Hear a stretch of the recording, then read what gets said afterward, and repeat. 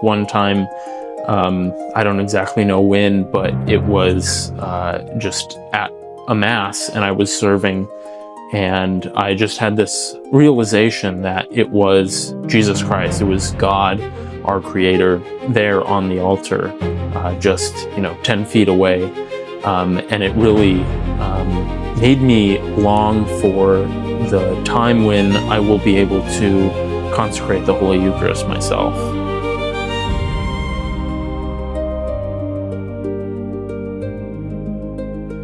My name is Father Moses Brown. I'm Director of Vocations for the Diocese of Santa Rosa. I'm here at St. Patrick's Seminary, where men are formed for God's Holy Church in the 4 pillars of priestly formation: human, spiritual, intellectual, and pastoral. Please join me today as we explore elements of priestly formation.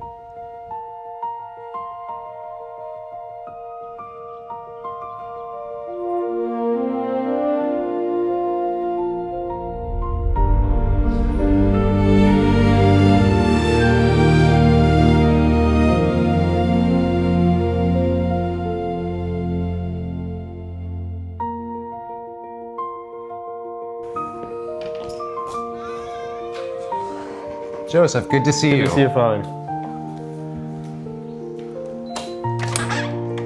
It's really great to be here, Joseph. It's nice to see the seminary in the state. Yeah, it's great to have you here.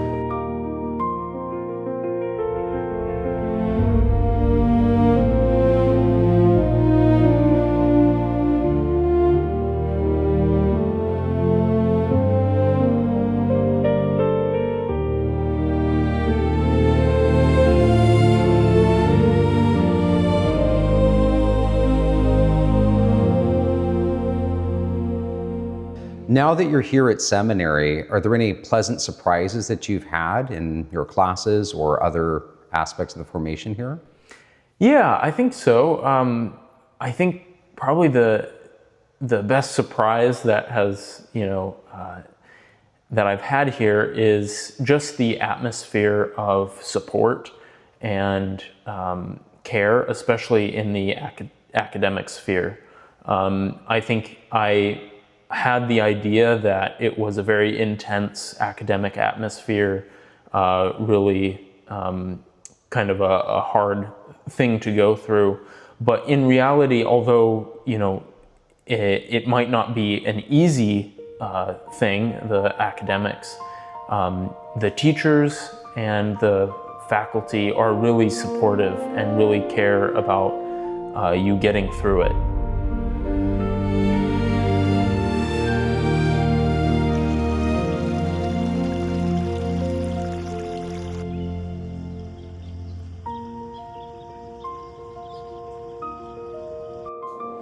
Joseph, it's really nice to see you these days. I was just curious if you could tell us a little something about the human pillar. Like, what exactly is it, or what does it mean?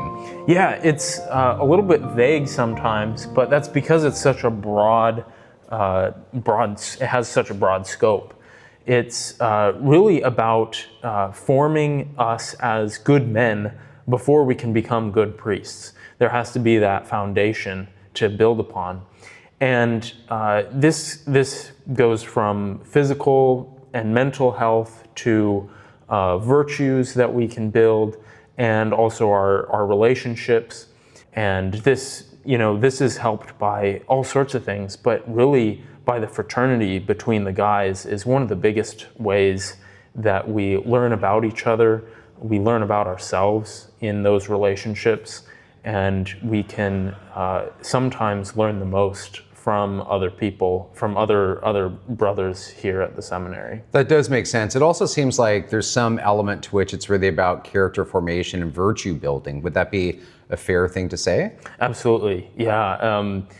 Some things like playing sports and just being around the other guys really helps us to be a little more sure of ourselves, but also not take ourselves too seriously.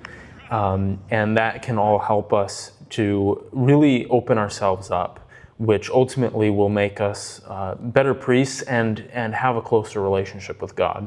Now, it kind of seems like there's an interplay between the human pillar and the pastoral pillar. Like, do you see that there's any relationship between those two pillars?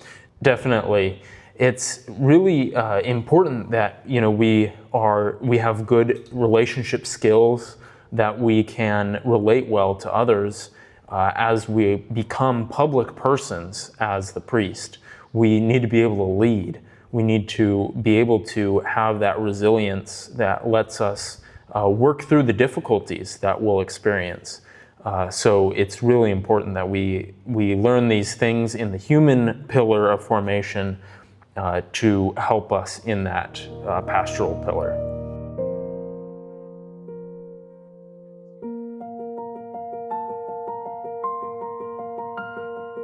How much more simple everything is here.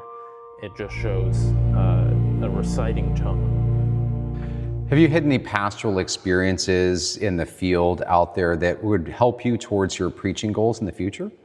Yeah, when I was on my pastoral internship, which is 6 months that I spend in a parish, not here at seminary, I had the opportunity to write some inserts for the bulletins that just explained the importance and the meaning behind the Gospels of the Sundays. And that was a really beautiful time for me to be able to meditate on those scriptures and then tell the people of my meditation and kind of expose the scriptures to them. Now, even though we're here in this little chapel and it's empty, if you were to stand behind this little amber, would that make you feel nervous? Maybe a little bit, but thankfully here at seminary we have classes on homiletics and some opportunities to practice our preaching, not at Mass, but outside in various other circumstances. A pastor once told me a very long time ago that he had learned in his homiletics class to do 3 things: have something to say it, and then to stop. Would you say that that's fair in terms of preaching? That is. We learn all sorts of things in homiletics as far as the theory behind it and practical tips. But one of the things that we learn is that to have something clear, a clear goal in mind for our homily, something simple and easy to get across, because it's important to be able to let the people know about something that you're meditating on or something you want them to learn without it being bloated and too complicated. And another thing we learn about is keeping our homilies to a strict time constraint so that we're not having people fall asleep in the pews. That makes sense.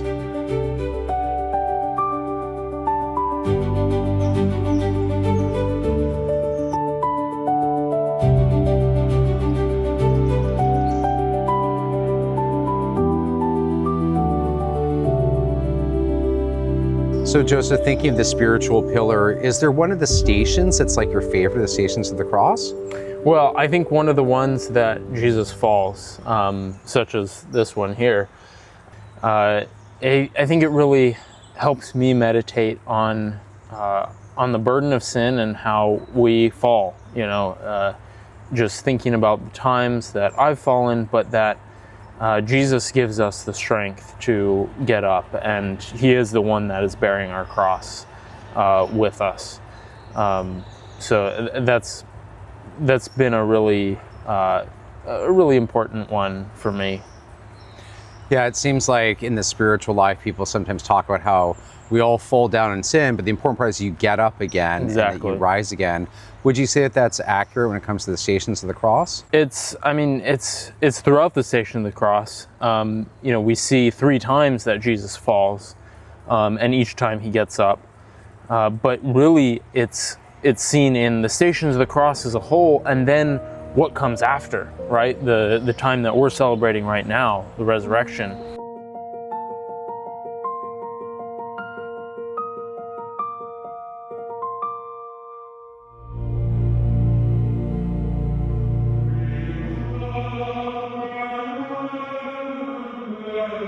Joseph, my understanding is your family has a lot of experience with music. Would you say that sacred music has helped you in your vocation? Absolutely. Growing up with in a musical family, growing up in the musical aspect of church, I think has helped me to foster that love of the beauty of the liturgy. and especially at seminary, both at St. Gregory the Great Seminary, where I led the schola, and here where I'm in the schola. It enables me to enter deeper into the liturgy. In your family, Joseph, my understanding is you have a sister who also has a vocation. Yes. How has that influenced your vocation as a person? You know, having her enter the convent, she's about 7 years older than I am, and just before she even entered, being able to pray with her, having her encouragement in my vocation, even in those early years, and having that support, and even when I don't get to see her, knowing that she's always going to be praying for me.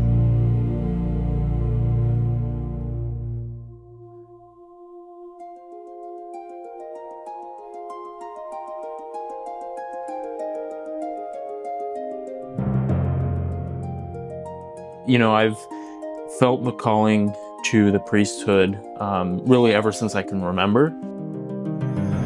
I think the discernment really, as soon as you feel that calling, it's important to take hold of that and really focus on that in your prayer.